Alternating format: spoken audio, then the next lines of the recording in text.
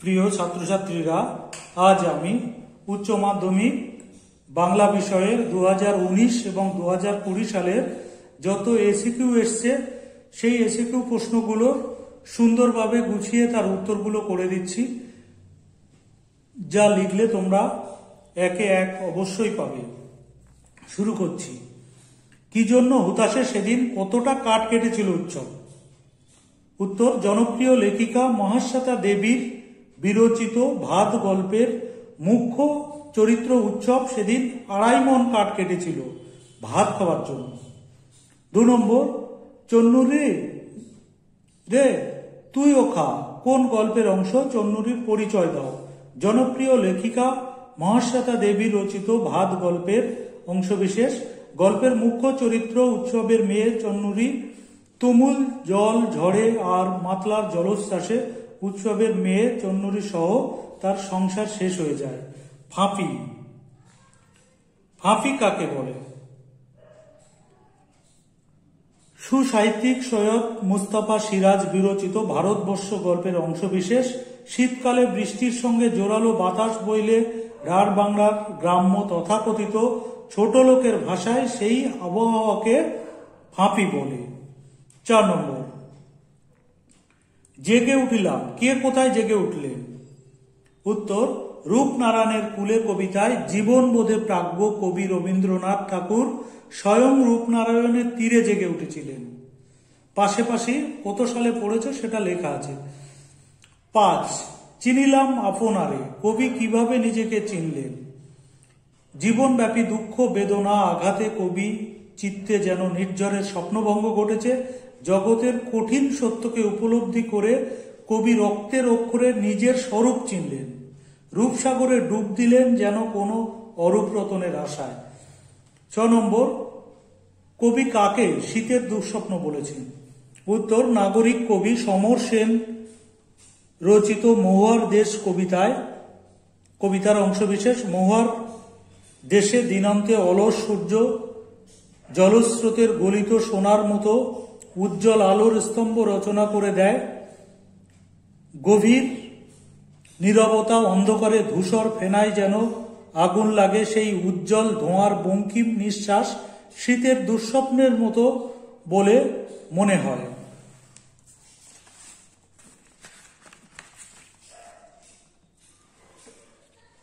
পরের 7 নম্বর, ঘুমহীন তাদের চোখে হানা দেয়। কাদের চোখে কি হানা দেয়? নাগরিক কবি সমর সেন বিরচিত মহুয়ার দেশ কবিতায় কয়লা খনির শ্রমিকদের চোখে ঘুম নেই। তাদের ঘুমহীন বিনিদ্র চোখে হানা দেয় অনিশ্চিত ভবিষ্যতের ক্লান্ত দুঃস্বপ্ন। পরের প্রশ্ন, আমি দেখি কবিতায় নিজের উজ্জীবনী শক্তি কিভাবে কবি প্রকৃতির মধ্যে খুঁজতে চেয়েছেন? উত্তর, বিখ্যাত কবি শক্তি চট্টোপাধ্যায় বিরচিত আমি দেখি কবিতায় কবি বলেছেন, মানুষের অস্তিত্ব রক্ষায় এবং নাগরিক জীবনের ধূসরতাকে ঢেকে দিতে পারে গাছের সবুজ অংশ। গাছের এই সবুজ শুষে নিতে পারে শিল্প সভ্যতার যাবতীয় অসুখ। 9 নম্বর, বহুদিন শহরে আছি। শহর থেকে বক্তা কি উপলব্ধি করেছেন? কবি শক্তি চট্টোপাধ্যায় নাগরিক জীবনে অভ্যস্ত হতে হতে ক্লান্ত অবসন্ন। শহর বিকাশের অজুহাতে ক্রমাগত থাবা বসানো হচ্ছে সবুজের উপর। এই ধ্বংসের অভিজ্ঞতায় কবি মন পীড়িত। 10 নম্বর, ক্রন্দনরতা জননীর পাশে থাকতে না পারলে কবির কি মনে হয়? সমাজ সচেতন মরমী কবি মৃদুল দাশগুপ্ত রচিত ক্রন্দনরতা জননীর পাশে কবিতায় কবি বলেছেন, দেশ জননীর বিপন্নতার মুহূর্তে তার পাশে না থাকলে লেখালেখি, গান গাওয়া, ছবি আঁকা সব মিথ্যা হয়ে যাবে। 11, এখন যদি না থাকি বলতে কার পাশে কখন না থাকার কথা বলা হয়েছে? কবি মনে করেন শিল্প সৃষ্টি সার্থকতা তখনই যখন মানুষের বিপদে মানুষ পাশে দাঁড়িয়ে সাহস যোগাবে, মানুষের উপর অন্যায় অবিচারের বিরুদ্ধে রুখে দাঁড়াবে। কবি মৃদুল দাশগুপ্ত ক্রন্দনরতা জননীর পাশে কবিতায় এই কথাই বলতে চেয়েছেন।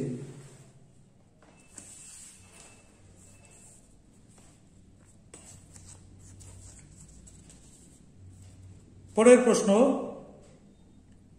তাই অনেক ভেবেচিন্তে আমরা একটা প্যাচ বের করেছি, প্যাচটির পরিচয় দাও। নাট্যকার শম্ভু মিত্র রচিত বিভব নাটক থেকে আলোচ্য অংশটি চয়ন করা হয়েছে। প্যাচটা হলো, বিভব নাটকটি অভিনয়ের জন্য স্টেজের দরকার হবে না, একটা প্ল্যাটফর্ম হলেই চলবে। সিন, সিনারি, দরজা, জানালা, টেবিল, চেয়ার কিছু লাগবে না। 13, সে লড়াই সত্যিকারের তলোয়ার দিয়ে ঝনঝন করে বাস্তব লড়াই নয়, শুধু ভঙ্গির মাধ্যমে লড়াইতে কিভাবে একজন মারা যাবে। প্রখ্যাত নট নাট্যকার শম্ভু মিত্রের লেখা বিভব নাটকে শুধু ভঙ্গির মাধ্যমে লড়াইতে স্থেটিক মৃত্যুর মাধ্যমে বা আর্টিস্টিক মরার মাধ্যমে একজন মারা যাবে। 14 নম্বর, বিভব নাটকে অমর গাঙ্গুলি কোন নাট্যদলের সঙ্গে যুক্ত ছিলেন? উত্তর, শম্ভু মিত্র প্রণীত বিভব নাটকে অমর গাঙ্গুলি কলকাতা শহরের বহুরূপী নামের অন্যতম বিখ্যাত নাট্যদলের সঙ্গে যুক্ত ছিলেন। 15, মরে যাব তবু ভুলব না, কে কি ভুলবে না? উত্তর, প্রখ্যাত নট নাট্যকার অজিতেশ বন্দ্যোপাধ্যায় বিরচিত নানা রঙের দিন নাটকে প্রমোটার কালীনাথ সেন প্রেমিকার দিকে অদ্ভুতভাবে তাকিয়ে থাকা কখনোই ভুলবেন না। 16, নানা রঙের দিনের চরিত্রলিপি বয়স সহ উল্লেখ করো। পয়েন্টস করতে হবে, নানা রঙের দিনের চরিত্রলিপি বয়স সহ বলে একে ছকের মাধ্যমে দেখিয়ে দিলে খুব ভালো হয়। প্রথমে নাম, চরিত্র আর বয়স লিখে। নাম 1 নম্বর রজনীকান্ত চট্টোপাধ্যায়, চরিত্র বৃদ্ধ অভিনেতা, বয়স 68।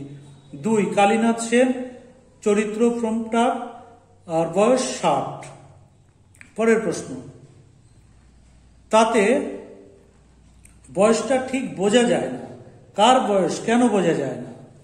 উত্তর, প্রখ্যাত নাট্যকার অজিতেশ বন্দ্যোপাধ্যায় অনুদিত নানা রঙের দিন নাটকে প্রবীণ অভিনেতা রজনীকান্ত চট্টোপাধ্যায়ের বয়স বোঝা যায় না, কারণ তিনি লম্বা লম্বা চুলে প্রতিদিন হাফ শিশি কলপ করতেন এবং যেরকম ইয়ার্কি করতেন তাতে তার বয়স বোঝা যেত না।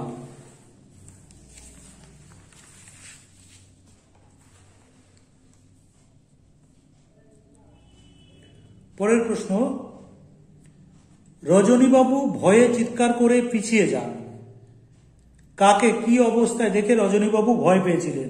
উত্তর, প্রখ্যাত নাট্যকার অজিতেশ বন্দ্যোপাধ্যায়ের লেখা নানা রঙের দিন নাটকের মুখ্য চরিত্র রজনীবাবু পরনো ময়লা জামা পাজামা, গায়ে কালো চাদর, এলোমেলো চুল অবস্থায় বুড়ো কালীনাথ সেনকে দেখে রজনীবাবু ভয়ে চিৎকার করে পিছিয়ে যান।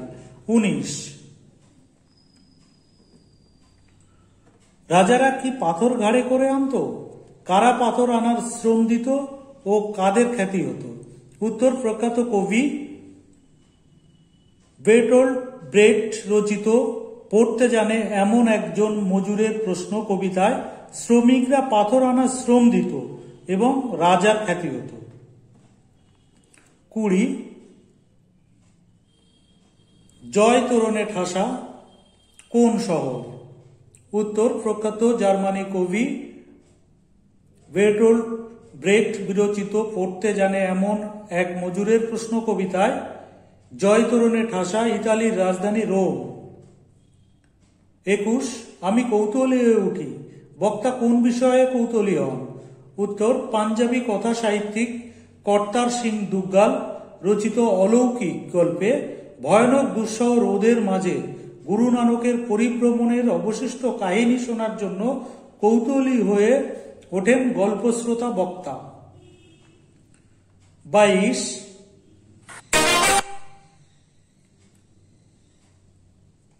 শৈলী বিজ্ঞান কাকে বলে? উত্তর, শৈলী বিজ্ঞান কোন লেখকের লেখা বিশেষ শৈলী বিশ্লেষণকে শৈলী বিজ্ঞান বলে। 23, ডিকশনারি শব্দটি কবে কোথায় পাওয়া যায়? উত্তর, 1538 খ্রিস্টাব্দে থমাস এলিয়ট এলিয়েটের লাতিন ইংরেজি অভিধানে ডিকশনারি শব্দটি পাওয়া যায়। 24 গুচ্ছধ্বনি কাকে বলে? উত্তর, দুই বা তার বেশি পাশাপাশি উচ্চারিত ব্যঞ্জন ধ্বনির সমাবেশ ঘটলে তাকে গুচ্ছধ্বনি বলে। যেমন শঙ্কা, উ ও ক ব্যঞ্জন ধ্বনির সমাবেশে উই কয় গুচ্ছধ্বনি সৃষ্টি হয়েছে। পরে উপসর্গ কাকে বলে? উপসর্গ এক জাতীয় অব্যয় যা ধাতুর আগে বসে নতুন নতুন শব্দ গঠন করে এবং নতুন নতুন অর্থ সৃষ্টি করে। 26 সংক্ষেপিত পদ বা ক্লিপিক্স কি? উত্তর, শব্দের অর্থগত ও ব্যাকরণগত কোনো পরিবর্তন না করে শব্দকে ছোট আকারে পরিণত করার প্রক্রিয়াকে সংক্ষেপিত পদ বা ক্লিপিক্স বলে। যেমন এরোপ্লেন থেকে প্লেন, মাইক্রোফোন থেকে মাইক ইত্যাদি। নমস্কার, আজ এ পর্যন্ত।